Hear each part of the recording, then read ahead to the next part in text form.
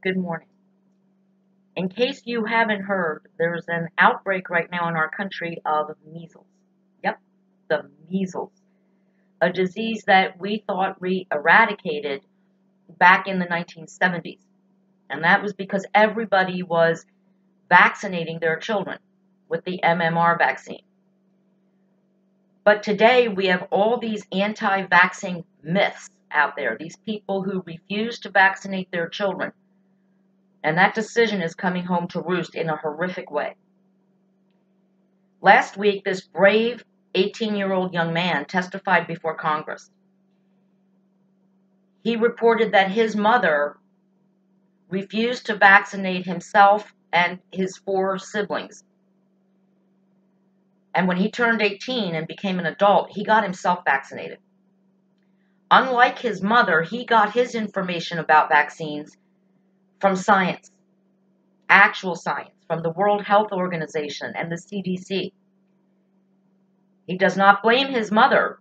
He just says his mother got her information from Facebook and from other social media outlets. People who have no medical degrees or have lost their medical licenses for perpetrating these myths about vaccinations, causing all these autism and brain injuries to children. It just doesn't happen. So I'm going to try to debunk some of these myths for you today. And I want to start by talking about statistics. Real statistics, real numbers, okay? 1 in 1 million vaccinated children will suffer a severe allergic reaction to a vaccine. 1 in a million, okay? It's a big number. If you get the measles, 1 in 500 people who get the measles will die. It will kill you or your child or somebody else's child who gets it from your unvaccinated child. 1 in 500. Think about that in lottery stats. If you had 1 in 500 chance of winning the lottery, you'd play the lottery a lot. Let's talk about another statistic that everybody either doesn't know about or they seem to ignore. In America, not in a third world country, although we're equal with third world countries on this statistic, our maternal mortality rates, pregnancy mortality rates, women who die from complications due to pregnancy, 1 in 100,000. Think about that. You had 1 in 100,000 chance of winning the lottery. You'd probably play the lottery. But how many women out there, how many of you women know that? 1 in 100,000 women in this country die due to pregnancy complications. I don't see people using that as a reason not to get pregnant. But you have more chance of dying during your pregnancy and your delivery than you do when you vaccinate your child of your child having a bad reaction to the vaccine you're giving them. I think that's something to think about. You know that I am not a fan of government interference in our personal decisions. I'm not. But in this case, I do think that the government has given just a little bit too much to people who claim religious exception to vaccinations. So I have a question for you, especially those of you who actually know your Bible better than I do. Where in the Bible does it say, "Thou shalt not vaccinate thy children"? Anywhere? Anyone? Please let me know. Share the page, share the verse, share the book. Tell me where it says that in the Bible. That it is against God's will to vaccinate your children. Protect them from deadly diseases. I don't think it's in there. And to be a little snarky about it, back in biblical times, they didn't have vaccines. But they did have Jesus walking around healing people. See, we don't have that today. And I promise you, you can pray all you want. But if you don't vaccinate your child, They have a really good chance of getting really, really sick. And later today, I'm going to post images because most of you don't know what measles looks like because we've never seen it. I don't know anyone who's ever had the measles. Thank God. No, actually, thank vaccines. All of my friends, when I was growing up, all my family members, they were vaccinated. We didn't worry about the measles.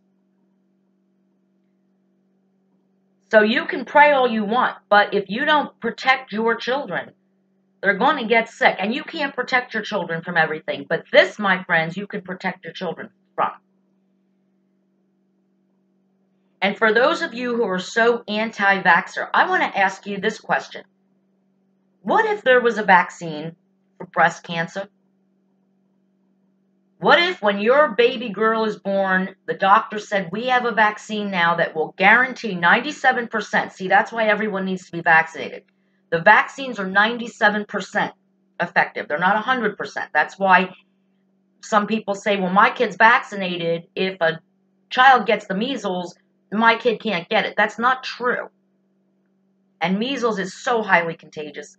You sneeze, you leave the room. That measles virus, if you have it, stays in that room 2 hours after you've left it. So if there was a breast cancer vaccine or a diabetes vaccine, we know that these things are genetic. Women are out there cutting off their breasts, Angelina Jolie, because they have the gene that says you are going to get breast cancer. What if there was a vaccine? Would you give it to your daughter? I think some of you would. I think most of you would. Because your daughter has 1 in 3 chances of dealing with breast cancer in her lifetime. It's a pox on women. 1 in 3 women will get breast cancer in their lifetime. How about a vaccine for diabetes? 800,000 American citizens living with diabetes. Some have gone blind because of diabetes. Some have had a stroke because of diabetes. Some have lost limbs because of diabetes. They have to take insulin shots, test their blood. If you could eradicate diabetes by giving your child a vaccine, and as these vaccinated children grow up, no more diabetes, would you do it? I think any of you that live with diabetes would probably say yes. And I don't have diabetes. So if a vaccine came out tomorrow that would stop me, that would give me a 97% chance of never getting diabetes, I would get that vaccine. I don't care what the risks of the vaccine are. I'm getting it. They come out with a breast cancer vaccine, I'm getting it. As long as I'm eligible to get it. I would have gotten the Gardasil vaccine against HPV and the cervical cancer. But I'm too old to get it. But if that had come out, I would have gotten it, and I know my mom would have gotten it for me. Some people don't like the Gardasil vaccine. They say it promotes promiscuity.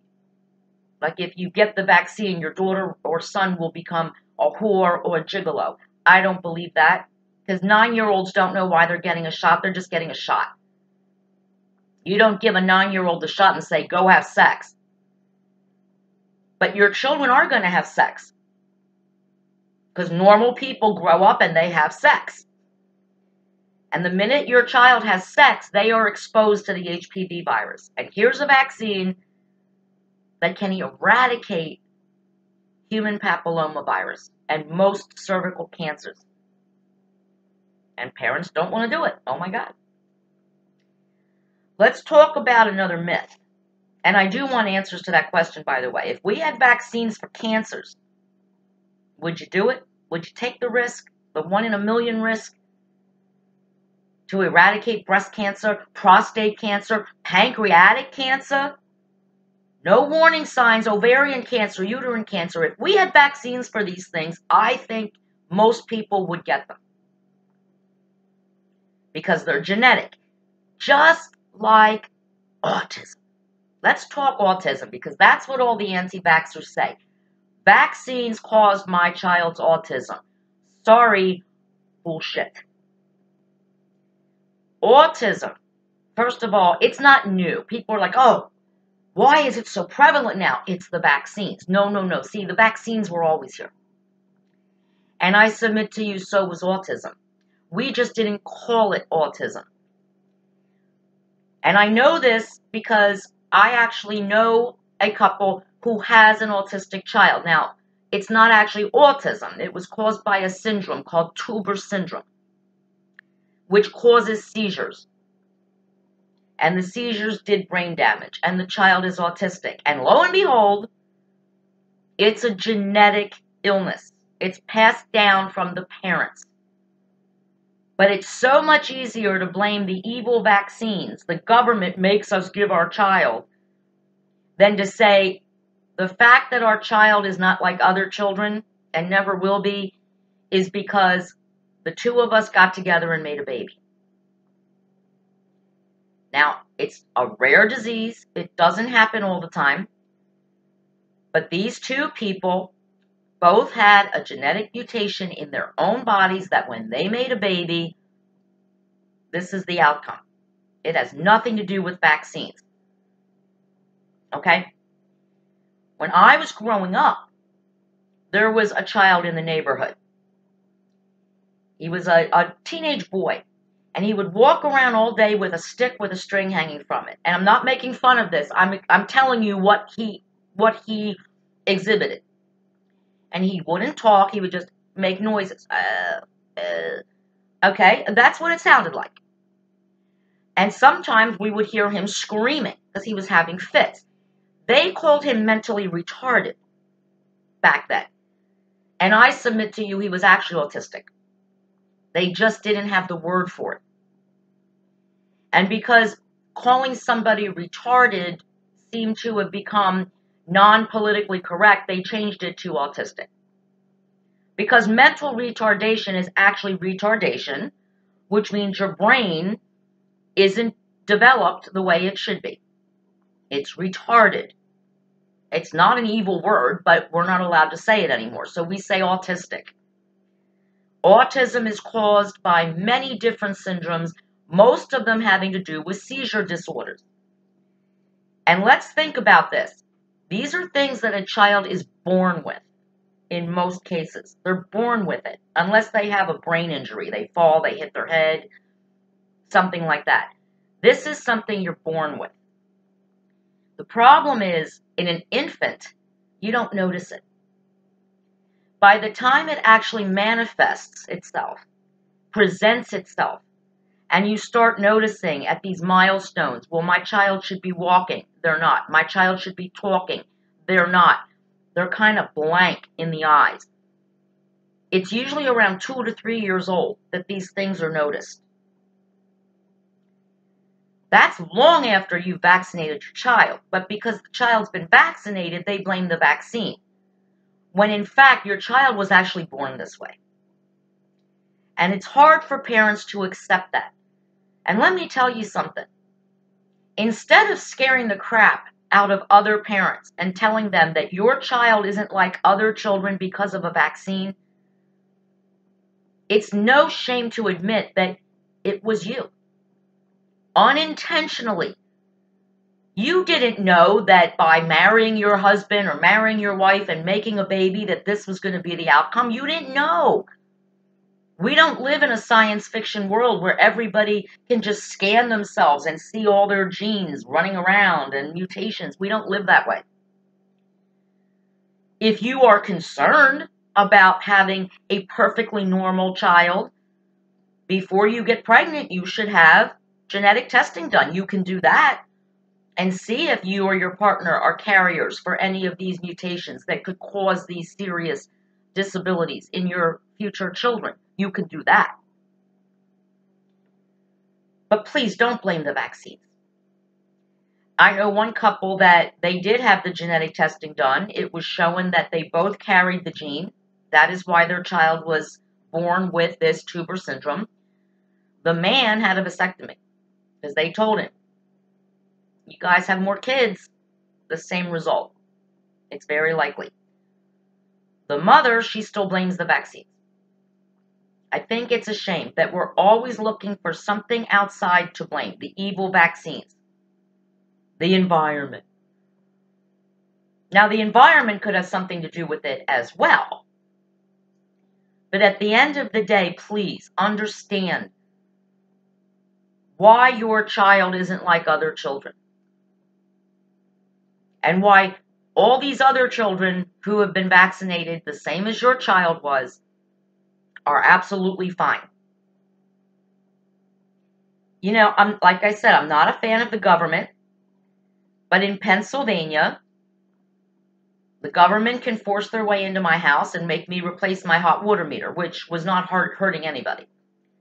But in Pennsylvania, we have more leniency here, probably because of the Amish community, where you can opt out of vaccinating your children. Here's the problem. Your children can still go to public school. When I was in public school, you couldn't get into public school if you didn't have your proof of vaccination. But it isn't just school, it's the playground. It's play dates. We are in a position now where, as parents, I mean, I'm so glad I don't have children and grandchildren, because you need to ask before you send little Susie or little Johnny to little Caroline's house to play. Has Caroline had her vaccinations? May I see proof? This is what you have to do. Let's remember something else. Because a viewer of mine, Tandy, she PM'd me and she said, you know, how about people who are on CHIP and Medicaid and the taxpayers are paying for your children's health care? Maybe they should have to vaccinate no matter what their beliefs. They have to vaccinate. And I said, oh, I'm going to get in trouble when I say that. Well, guess what? Last night on Nightly News, it's not just about keeping the children safe. It's about money. An 8-year-old boy whose parents are anti-vaxxers fell and cut himself at a farm and got tetanus. Ever know anyone who got tetanus? I don't. 8-year-old boy in the hospital, 8 weeks. The medical bill is $800,000. He's okay now. And after he recovered, his parents still refused to allow him to have a tetanus shot. Can you imagine? Who's going to pay that almost $1 million? That $1 million keeps coming up, right? That $1 million, almost $1 million medical bill, who's going to pay that? I don't know anything about this family. I don't know if they're on any form of government assistance for their health care, but if they are, guess who's going to pay that bill? The taxpayers of their community are going to pay that bill. Or they're going to go bankrupt, or they're not going to pay it, and the hospital's going to write it off, which means their prices are going to increase. I mean, this is a serious deal here. It's not just about the health of the children. It's about who pays the bills. So yes, I agree with my viewer. If you are not using your own money to pay for your children's medical care, you're using the taxpayer money, my money, well, I don't think I want to help pay for an $800,000 medical bill because you're stupid. And people who don't vaccinate their children are stupid. You're not listening. We should have eradicated measles and kept it eradicated. Look at my pictures today on Facebook. You have horrible red bumps all over your body, even the palm of your hand. Red bumps everywhere. You want to talk biblical? It looks like leprosy. Highly contagious. And 1 in 500 will die. Let's talk about our dogs, okay? Real quick. See, people who own dogs, our fur babies, we have to vaccinate them. The government doesn't have any exceptions for that. And here's what happens to a dog who's not vaccinated. If they injure somebody, even by accident, and they draw blood, and you don't have that certificate, rabies vaccine, your dog could be killed. They'll put the dog down. Your dog actually gets rabies. It's not like measles. Every dog that gets rabies is killed. They kill them. Now, please, I'm not advocating that if a child gets measles, we put them down. But if we are supposed to be forced to take better care of our dogs than we take care of our human children and other people's children who are put at risk when we refuse to vaccinate. What does that say about our society? Where our dogs get more vaccines than our children do. I'm sorry. I don't see any reason not to vaccinate your children. I really don't. And I hope that you take this show and talk about it. Talk about it with your friends who may be anti-vaxxers. Share it with them, please. But see, like that brave young man who testified before Congress, I also did my research with all these statistics I gave you today. I didn't do it on Facebook. I did it on the CDC website and the World Health Organization website. That's how I shared with you the pregnancy death statistics, the measles death statistics, and the 1 in a million chance that your child will have a reaction to a vaccine, a serious reaction. We all know that when we get a shot, you might feel a little lethargic or maybe be a little feverish. That's not a serious reaction. When my dog gets her vaccines, she comes home and sleeps the rest of the day.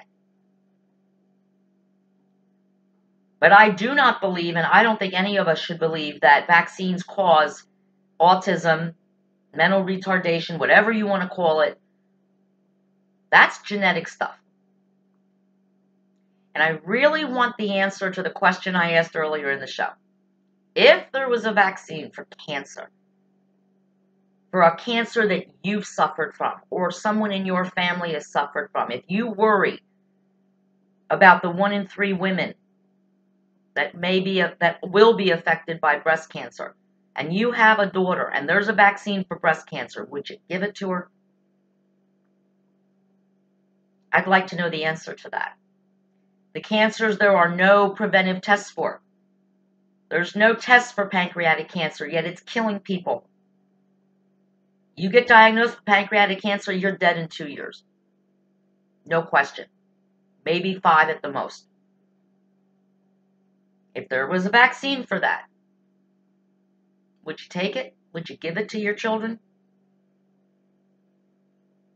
Ovarian uterine cancer. No symptoms, no preventive testing, no magic pills. Would you give your child that vaccine? The diabetes vaccine?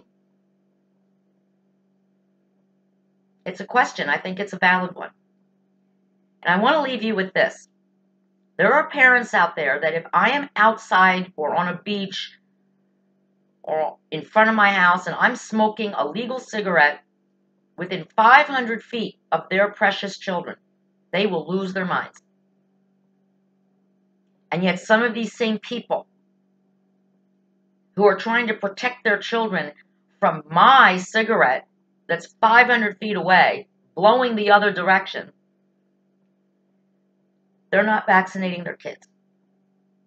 They care more about my smoking a cigarette 500 feet away than they do about protecting their children from a disease that kills 1 in 500 who get it. Political Paula, out.